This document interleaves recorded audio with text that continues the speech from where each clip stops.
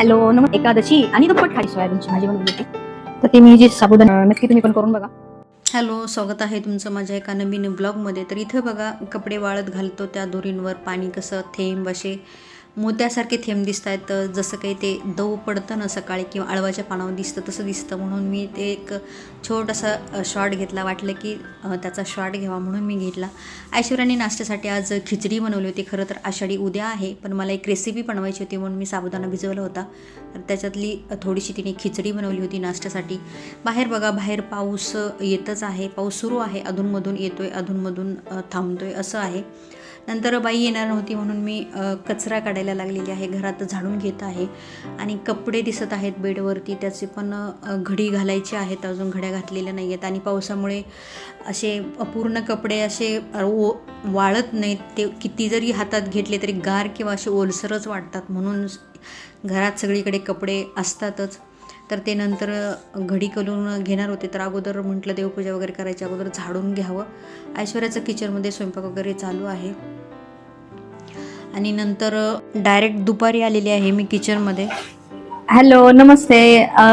उद्या आषाढी आहे, तर आषाढीसाठी मी तुम्हाला एक खूप सोपा आणि खूप सिंपल असा एक पदार्थ दाखवणार आहे. त्याची रेसिपी तुमच्यासोबत शेअर करणार आहे. खूप सोपी आहे करायला आणि ती सगळ्यांना आवडेल, लहानांपासून ते मोठ्यांपर्यंत. एक तोंडाला चव आणणारी अशी ती रेसिपी आहे. तर चला बघा मी काय करत आहे. तर त्याच्यासाठी मी हा भिजवलेला साबुदाणा घेतलेला आहे. रात्री भिजवलेला आहे साबुदाणा. तूप लागेल 1 चमचा, ताक आहे अर्धी वाटी ताक लागेल, हे मीठ आहे चवीसाठी, हे जिरं आहे आणि हे शेंगदाणे आहेत भाजलेली. ह्याचं भरड कूट करून घ्यायचे. आणि तिखटासाठी ही मिरची एकच घेतली आहे आणि थोडंसं आहे म्हणून. आणि हे आलं पण बऱ्याच जणांना उपवासात चालत नाही. ज्यांना उपवासात आलं चालत नसेल, जिरं चालत नाही, त्यांनी हे दोन्ही स्किप केलं तरी चालते. तर आता हे आलं आणि मिरची आणि शेंगदाण्याची भरड मी करून घेते. इथं बघा अक्षयने सामान काय काय आणले, ते कामाचे एक खायचं जास्त. काय काय घेऊन आलाय? लस्सी, दही, ताक, दही, ताक, लस्सी, उपवासीचं साहित्य घेतलंय सगळं. एकादशी आणि दुप्पट खाशी असं काम असतं ते, तर तसंच आहे. तर चला रेसिपी आधी करून बघूया. रेसिपीला सुरुवात करायच्या अगोदर अक्षयने जे सामान मागवलं होतं तर ते तुम्हाला दाखवलं. आणि दुपारच्या जेवणासाठी ऐश्वर्याने आज बनवली होती सोया चंक्सची, सोयाची वडी असते, ते छोटे छोटे सोया चंक्स असतात ते मी आणले होते. मिनी सोया चंक्स होते. तर त्याची भाजी बनवली होती. कोथिंबीर नसल्यामुळे तिने कोथिंबीर काही टाकली नाही, पण छान मस्त अशी भाजी झाली होती. ही एक जे नॉनव्हेज खात नाही त्यांच्यासाठी एक सबस्टिट्यूट आहे असं म्हणतात आणि छान लागतं. अक्षयला जेवायला द्यायचं होतं म्हणून मी ते गरम करत होते. ही भाजी आणि चपाती तिने बनवली होती. मी अक्षयला जेवायला दिलं. अक्षयला जेवायला दिल्यानंतर मी ती रेसिपी बनवलेली आहे. दुपार असल्यामुळे बाकीची इतर थोडी छोटी मोठी कामं होते, त्याच्यामुळे ती रेसिपी बनवायला मला खरं तर बराच वेळ झाला. आणि इथं अक्षय जेवत आहे. नंतर मी केलेली आहे रेसिपीला सुरुवात. गॅसवर अगोदर कढई ठेवून घेतलेली आहे, त्याच्यात तूप टाकत आहे. 1 चमचा तूप टाकलेला आहे. तूप गरम झाल्यानंतर जिरं घातलेलं आहे आणि जिरं छान तडतडल्यानंतर मी त्याच्यात पाणी घातलेलं आहे. साबुदाणा जितका आहे तेवढंच पाणी घालायचं आहे. आणि तुम्हाला हे जर थोडंसं दाट किंवा थोडंसं आणखीन पातळ नको असेल तर तुम्ही साबुदाणा जास्त वापरा. मी थोडंसं ट्राय करण्यासाठी मी आज केलं होतं, म्हणून मी थोडासा साबुदाणा भिजत घातला होता. आणि आता या मीठ टाकलेलं आहे. पाण्याला छान उकळी आलेली आहे. उकळी आल्यानंतर हा जो साबुदाणा आहे तर तो त्याच्यात शिजवून घ्यायचा आहे आपल्याला. आणि साबुदाणा शिजला की तो एकदम ट्रान्सपरंट दिसतो, त्याच्यामुळे शिजलेला आपल्याला लगेच समजतो.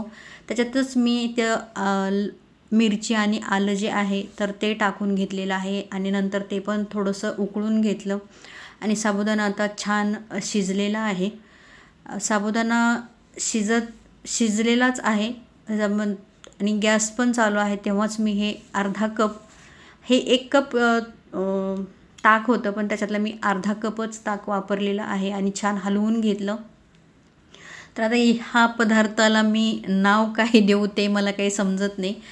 आणि ताक टाकल्यानंतर मी हलवून घेतला आणि छान त्याला उकळी आणली आणि 2-3 चमचे असे जाड भरड शेंगदाण्याचं कूट मी याच्यात टाकून घेतलेलं आहे आणि ते पण हलवून घ्यायचं. आणि नंतर एक उकळी आली की आपला हा जो पदार्थ आहे तो तयार झालेला आहे. उपवासासाठी किंवा तोंडाला चव देणारा असा हा छान पदार्थ आहे. पण याला मला नाव काय द्यावं ते सुचत नाही. मी याला ताकातली उपवासाची खीर असं म्हणू शकते, पण गोड नाही तर त्याला खीर कसं म्हणायचं असं पण आहे.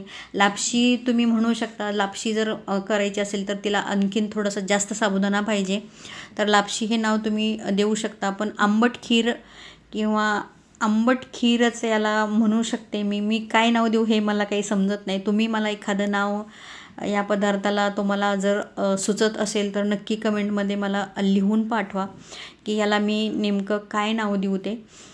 तर हे तयार झालेलं आहे आणि आता मी हे काढून घेते. टेस्टला तर खरंच हे खूप छान झालं होतं. ज्यांना म्हणजे मला तरी स्वतःला आंबट वगैरे जास्त आवडतं, त्याच्यामुळे मला खूप आवडला हा पदार्थ. तुम्ही पण नक्की करा, तुम्हाला पण नक्की आवडेल.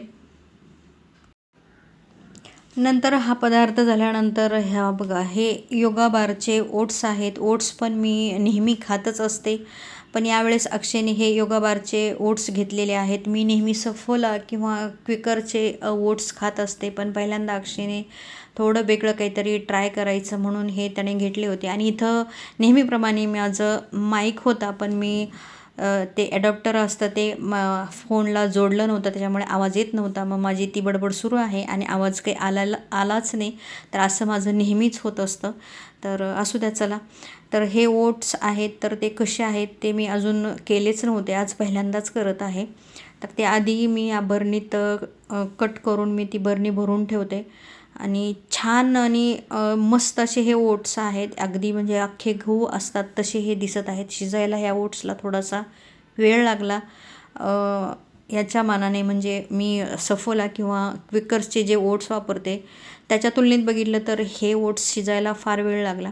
आणि याला बघा, जिप लॉक असल्यामुळे जेवढं उरलेलं आहे तसंच जिप लॉक करून ठेवलं तर ते नंतर आपण वापरू शकतो. त्याला जाळी वगैरे लागणार नाही. आणि ओट्स बघा, एकदम छान आणि वेगळे असे हे ओट्स होते. तर आता त्याची एक मी रेसिपी तुमच्यासोबत शेअर करते. खरं तर हे ओट्स हेल्दी असतात. कोणी गरम दुधात घेतं, गरम पाण्यात घेऊ शकता किंवा ताकात तुम्ही भिजवून घेऊ शकता. तुम्हाला जशा पद्धतीने आवडतील त्याचा उपमा वगैरे करून पण तुम्ही हे ओट्स घेऊ शकता. तर मी असं नेहमी रोज मला प्लेन ओट्स खाते, मी मसाले ओट्स खात नाही. आणि दुधात वगैरे जास्त मला आवडत नाही, म्हणून मी थोडंसं मसालेदार करत असते. तर त्याच्यासाठी मी तूप टाकलेलं आहे. तव्यातच बनवते, चपाती भाकरी झाली की त्याच्यातच बनवत असते.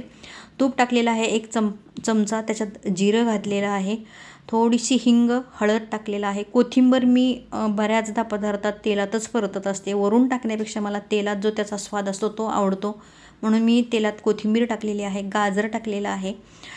तुम्ही याच्यात आणखीन दुसरी तुम्हाला आवडीप्रमाणे कुठल्या पण भाज्या, मका वगैरे ह्याच्यात घालू शकता. नंतर ओट्स टाकले, तुम्हाला जेवढे पाहिजे तेवढे ओट्स टाकायचे आहेत, ते पण थोडेसे परतून घेतले. आणि नंतर मी त्याच्यात पाणी टाकलेलं आहे. थंड पाणी टाका, गरम पाणी टाका. पाणी टाकल्यानंतर त्याला छान असं शिजवून घ्यायचं आहे. आणि हे जे जाडं भरडं कूट होतं ते मी ह्याच्यातच टाकलेलं आहे. 2-3 चमचे टाकायचेत. आणि टाकते मी नेहमी, पण शेंगदाण्याचं कूट याच्यात टाकत असते. तुम्हाला हवं तर याच्यात तुम्ही लिंबू वगैरे पिळू शकता, पण मी आज लिंबू वगैरे काही टाकलेलं नाही आहे.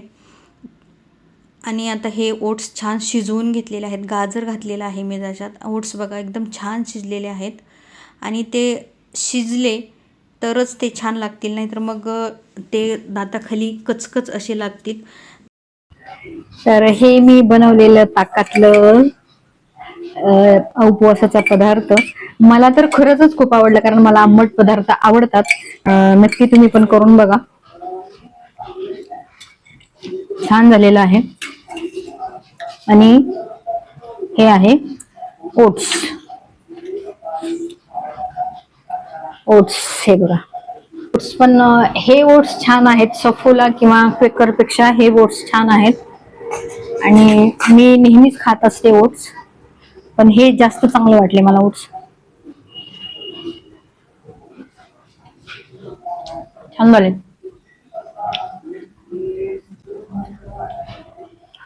बाहेर पाऊस चालू आहे बघा, पाऊस येतोय. तर ओके, चला बाय. कसा वाटला व्हिडिओ सांगा, आवडला तर लाईक शेअर सबस्क्राईब करायला विसरू नका. भेटूया आपण पुढच्या व्हिडिओमध्ये, तोपर्यंत सगळ्यांना बाय.